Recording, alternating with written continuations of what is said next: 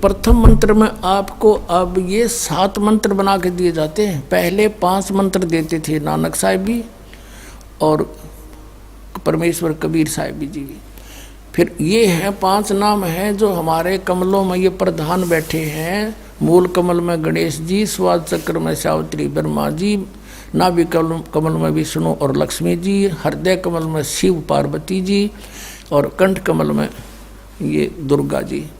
तो ये 7 नाम इसलिए देते हम कि मान लीजिए उपदेश ले लिया और ये प्रथम मंत्र एक बार मेरे मुख से भी सुन लिया मालिक की स्तुति जैसे हम देते हैं, और फिर उसकी उस सुनने के बाद साथ साथ बोल लिया और फिर भी मृत्यु हो जाती है, तब मनुष्य जीवन गारंटीड है उस व्यक्ति को, ये गारंटी देता है। और यदि उसने जाप कर लिया कुछ दिन और विश्वास ठीक रहा तो वो स्वस्थ भी होगा और इसकी इसी जीवन में आयु बढ़ती चली जाएगी, परमात्मा बढ़ाता चला जाएगा जब तक उसका मोक्ष नहीं होगा, इस जन्म में पार कर देगा आपको।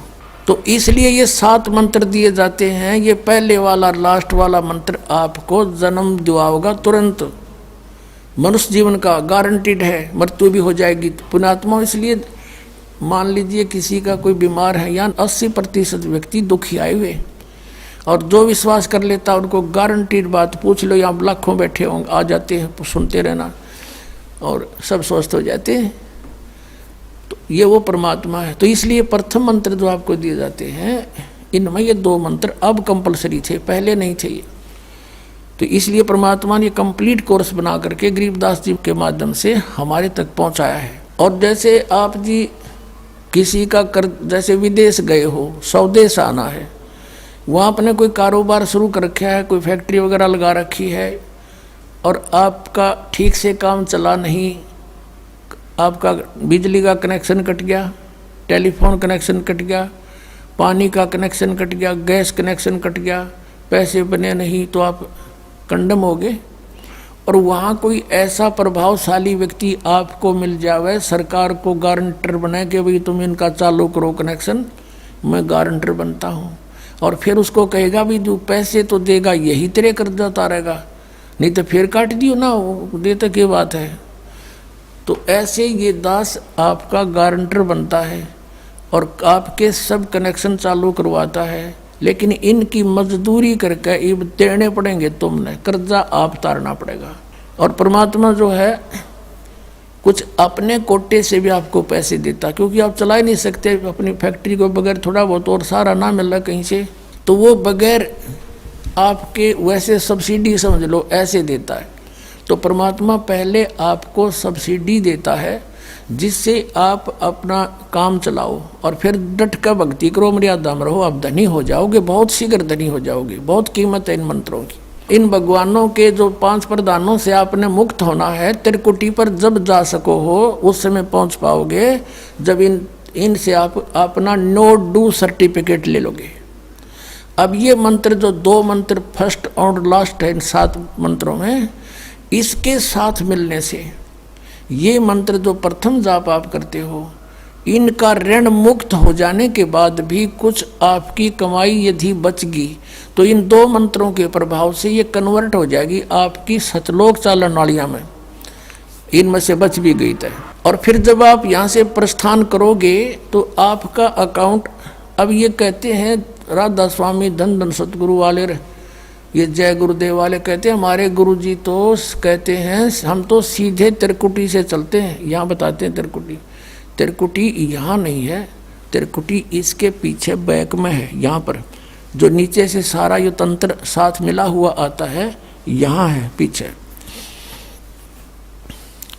ये कहते हैं हमने ना तो वेदों की आवश्यकता, ना किताबों किसी और, ना हम गीता को मानते, ये भी तो किसी ने लिखी है, और हम तो सीधे त्रिकुटी से प्रारंभ करते हैं अपना रास्ता, त्रिकुटी से उसका किसी ने नहीं पता। ये सारे ऋषि महर्षि त्रिकुटी माथा मारा करते और उन्हें खक नहीं पाया आज तक।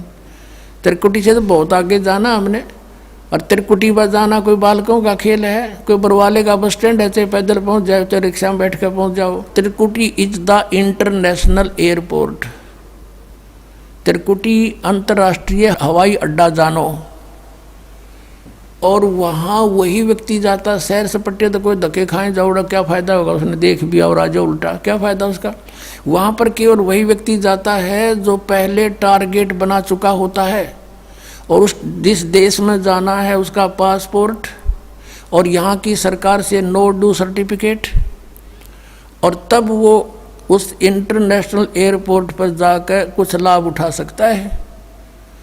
तो वहाँ से फिर आगे कैसे जाएंगे, उस त्रिकुटी पर पहुँचने के लिए तो सारा झंझट है, उस पर जाएं पता फिर आप पे काम बन गया। तो त्रिकुटी पर जाने से पहले हमने इन भगवानों से नो ड्यू सर्टिफिकेट लेने पड़ेंगे। और आपकी ये ऐसी भक्ति है, इसे ऑटोमेटिक, ये देवता है, ये कोई किसी के साथ भेदभाव नहीं करते, आपकी कमाई एग्जैक्ट लिखी पाएगी कंप्यूटर की तरह, और जो आपका ड्यू शेष होगा आपको थमा दिया जाएगा। हृदय कमल में जीव रहता है, और इसके यहाँ से फिर ये सबसे पहले इसका रास्ता है त्रिकुटी बजाने का, सबसे पहले मूल कमल में जाना पड़ेगा। मूल कमल से फिर सीधा रास्ता बनता है त्रिकुटी तक जाने का।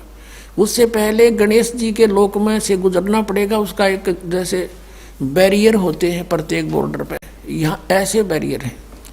वहाँ जब आप जाओगे आपके सामने आपके मस्तिष्क पर जैसे लॉकेट होता है ऐसा लगा पाएगा, और तुरंत आपको कहा जाएगा चलो आप जाओ, आपकी ये पूंजी, और वो आपके उस मस्तिष्क में ऐसे लॉकेट पे वो नो ड्यू सर्टिफिकेट छपता चला जाएगा। फिर आगे चलोगे आप, आगे आप पहुँचोगे जब विष्णु जी के लोक में, वहाँ भी आपको ऑटोमेटिक मिलेगा, कोई बाधा नहीं मिलेगी, क्योंकि वहाँ तो चोरों को पकड़ा जाता है, सा को थोड़ा, वो देवता भी तो हैं, वो किसी के साथ जरा सी भी गड़बड़ नहीं करते। फिर ऐसे शिव के लोक में से शिव इस कमल में हृदय कमल से फिर त्रिकुटी कंठ कमल में आएंगे, फिर हम त्रिकुटी पर पहुंचेंगे। अब त्रिकुटी पर जाने के बाद इस सतनाम के जो प्रथम मंत्र का अकाउंट वहाँ देंगे हम, लेकिन वहाँ पर यह काल बकवाद करवा देता है। यहाँ का जो जितने देव हैं ये अपने सतर पर कोई गलती नहीं करते, ये करवाता है। जैसे श्री कृष्ण, इसने सारे प्रयत्न किए थे कि भी युद्ध ना हो, सबसे प्रार्थना की थी दोनों पक्षों से, फिर इन्होंने देख लिया था कि ये मानना नहीं, ये तो इन मत बुद्धि भ्रष्ट हो चुकी है। और उसमें क्या था कि सब रिश्तेदार राजा आधे आधे बांटने थे उन्होंने।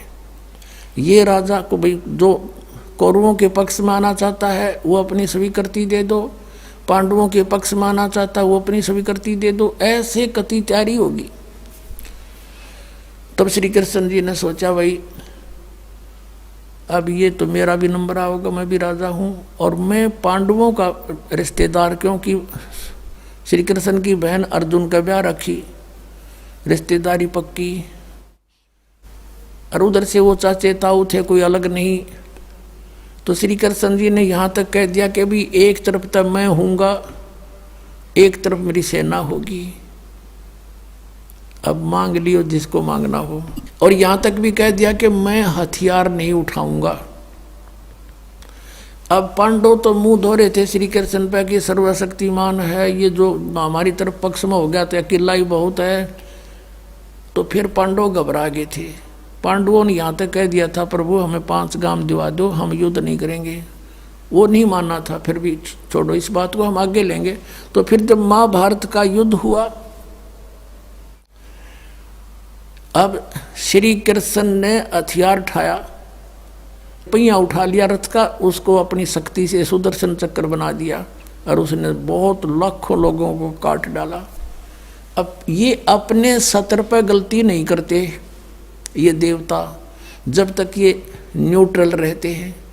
और जब इस काल ने इन पर प्रभाव किया, अंदर प्रवेश कर गया इसके काल, श्री कृष्ण के पाप को बनवा दिए इसके, और सुदर्शन चक्र उठवा दिया और झूठा बना दिया, वह प्रतिज्ञा भंग करवा दी।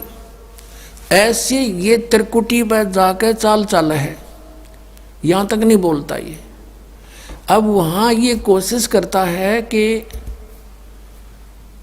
इसको यहाँ उलझा दूँ। उससे पहले बहुत सी ऐसी बहुत से वहाँ पर त्रिकुटी तो एक बहुत बड़ा सांग है, बहुत बड़ा प्लेटफार्म है, और वहाँ पर कहीं पर डांस हो रहे हैं, कहीं पर दुकानें लगी हैं, औरतें खड़ी हैं, नाच रही हैं, कोई अर्धनग्न शरीर में खड़ी हैं, और बहुत से वैसे सुंदर सुंदर खड़े हाथी सजे हुए।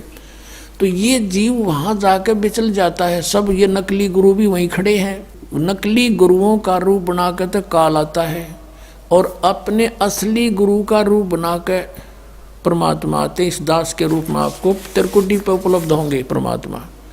तो वहाँ क्या होगा कि कई बार ये काल भी परमात्मा यानी असली गुरु का रूप बनाकर खड़ा हो जाता है। तो सबसे पहले आप क्या करोगे, प्रणाम जब करोगे गुरुदेव को, ये स्वभाव तो आपका यहाँ बना ही दिया जाता है, गुरु जी दिखे दंडवत करोगे। दंडवत करते समय एक सतनाम का सुमरण अवश्य करना होता है। 1 सेकंड, ये 10 सेकंड मुश्किल से लगती है। श्वास उस श्वास का सिमरण करें प्रणाम करते समय, और उठकर जब देखोगे यदि परमात्मा होंगे तो एज इट इज पाओगे, और जब काल होगा दास के रूप में तो उसका स्वरूप बदला पाओगा, ऊपर का कपड़ा हटा पाओगा, उसका असली सूरत मिल जाएगी, तो आप वहाँ से बच जाओगे। अब फिर क्या होगा कि फिर तुम जैसे यहाँ आप देखते हो गुरु जी आगे सारे पीछे पीछे हो लेते हो, तो वहाँ जब मृत्यु होगी आपको स्वप्ना सा दिखेगा। जैसे आप किसी ऑफिस में गए हो किसी कामवश, और वहाँ आपका काम फटाफट होता जा रहा है, नहीं होता है तो आप दुखी हो रहे हो, बार बार बैठ कर रो रहे हो, तो ऐसे ही चलेगा वो। तो वहाँ जाते ही जब आपको गुरुजी दिखेंगे, आप एकदम इसी स्वभाव से जो आपकी यहाँ रिहर्सल हो रही है, आपके अंदर जो आस्था कसक पैदा हो रही है, ये वहाँ काम आओगी आपके। तो ये सब रिहर्सल यहाँ कराई जा रही है कि गुरु को परमात्मा जानकर ये सब क्रियाएं करो, तो वहाँ ये आपके काम आऊँगी, वहाँ अपने यूज होंगी ये सारी फार्मूले। तो जब आपको ये पक्का हो गया कि ये है गुरुजी, फिर आपको लेकर के धर्मराज के दरबार में परमात्मा जाएंगे इस दास के रूप में, और धर्मराज से कहेंगे जी इसका हिसाब कर दो, भगवान का आदेश है, आप लो अपना ये एक इसकी कमाई जो तुम्हारे सतर की वो प्राप्त करो। ओम नाम की कमाई और ये यज्ञों का जो बचा हुआ यहाँ प्रयोग हो गया सो हो गया यज्ञ, फिर भी बचे हुए भी आपको वहाँ देने पड़ेंगे कि आप अपना संभालो अपने सतर की, जैसा कि आपके संविधान में लिखा है। ये पवित्र वेद पवित्र गीता भगवान का संविधान है, इसके विरुद्ध जो कार्य करता है वो दोषी है, चाहे जज है चाहे बिना जज है। तो यहाँ का न्यायाधीश बहुत समझदार है, उसने वो सब समझता है। परमात्मा याद दिलाता है 18वें अध्याय के 66वें श्लोक में लिखा है, सर्वधर्मान परित्यज माम एकम शरणं व्रज। अपना अपने सतर की जो तुम्हारी है वो अपनी लो, इसकी पूजाएं और इसको छोड़ो, आगे चलेगा ये। तो वहाँ सतनाम के प्रथम मंत्र का जाप हम वहाँ देंगे, यज्ञ दे देंगे, फिर ये वहाँ से चलेगा, फिर वो आगे जागा तो पार ब्रह्म के लोक से हमने पार होना है। वहाँ पर सतनाम के दूसरे मंत्र की कमाई जो श्वास उश्वास से की हुई है, ये उसके दरबार में जाकर अक्षर पुरुष यानी परब्रह्म के लोक में जा करके उसको देंगे, वो आगे जाने अलाउड कर देगा, उसके 7 संग ब्रह्मांडों से पार होना हमने सहयोग देगा वहाँ से वो वहाँ तक जाने का उस टैक्स के बदले में। अब यहाँ बताया है कि जे तू पढ़ा पंडित बिन दोई ना अक्षर दोई नावा, और पर्णवत नानक एक लंगाए जे कर सत समावा। अब ये 2 अक्षर का नाम जो सतनाम है, ये हमें भंवर गुफा तक पहुंचा देगा। भंवर गुफा है, जैसे अभी तक हमने 10 द्वार सुने थे, तो यहाँ परमात्मा ने गरीबदास साहिब जी के माध्यम से कहा है कि 12 मद मैल मठ बोरे बहुर ना दे धरे रे। वो तो 12वें द्वार को पार करके है वो मठ, वो स्थान, वो ठोड़ ठिकाना, फिर जहाँ जाने के बाद बहुर ना दे धरे रे, फिर दोबारा जन्म कभी नहीं होता। एक 10वां द्वार तो इस शरीर से निकलना है, ये शरीर और एक ब्रह्मांड एक है, इससे निकल गया। कई योगी देखे यहाँ से शरीर फोड़ जाते हैं, यहाँ एक काग बोलते हैं इसको, स्थान को काग। छोटे से बच्चे को आप देखोगे नर्म नर्म स्थान होता है, वो कई बार नीचे हो जाता है तो उसको एक देसी इलाज से ऊपर उठाते हैं हाथ से, तो इसको फोड़ के वो बाहर निकल जाते हैं। वो कहते हैं जिसकी मृत्यु यहाँ से हुई हो ना, उस योगी को कहा करते इसने ब्रह्मांड फोड़ दिया। ब्रह्मांड फोड़ दिया, केकला तोड़ दिया। ब्रह्मांड के बीच में, प्रत्येक ब्रह्मांड के बीच में वैक्यूम प्लेस है, खाली स्थान, बहुत लंबा चौड़ा।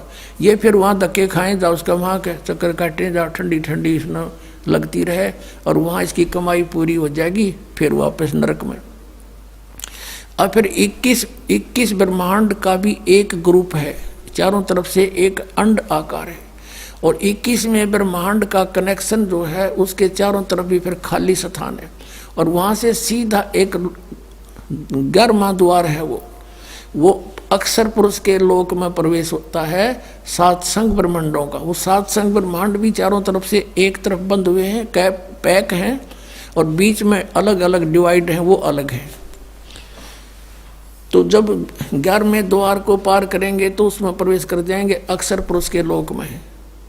और 12वां द्वार जब है अक्षर पुरुष का, जो 12वां द्वार है अक्षर पुरुष के लोक से सतलोक में जाने के लिए पहले बीच में एक और स्थान है जो गुफा टाइप है, और उसको ऐसे गोल आकार है, वो ऐसे ऐसे जाएगा ऊपर को।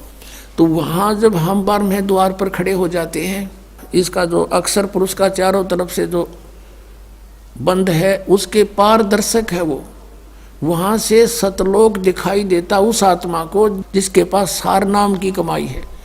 अन्य को नहीं दिखता, अक्षर पुरुष के लोग व्यक्तियों को नहीं दिखता, वहाँ के प्राणियों को नहीं दिखता, तो वहाँ से फिर वो दिखाई देता है। अब जैसे नानक साहब ने कहा कि एक छुड़ावे एक लखावे, यूँ तो छुड़ाओगा कालते सतनाम का पहला मंत्र ओम, और वो जो दूसरा मंत्र है वो लखावेगा, वहाँ जाकर एंड पे बैठा देगा, और वहाँ से आपको सतलोक दिखाई देगा, पार नहीं हो सकते। सार नाम है जिसके पास, तो फिर वो आगे उस भंवर गुफा से पार करके, और फिर आपको 12वां द्वार पार करके तब परमात्मा का वो मठ है, वो स्थान है, सतलोक है, जहाँ जाने के बाद साधक फिर लौट कर कभी संसार में नहीं आते। तो इस प्रकार ये अर्थ तो ये था 18वें अध्याय के 66वें श्लोक का। ये बालक के जाने, संस्कृत के जानने वाले विद्वान पाक रहे थे, इनको कख नहीं पता था, अनृत कर डाला इस अनमोल सदग्रंथों का।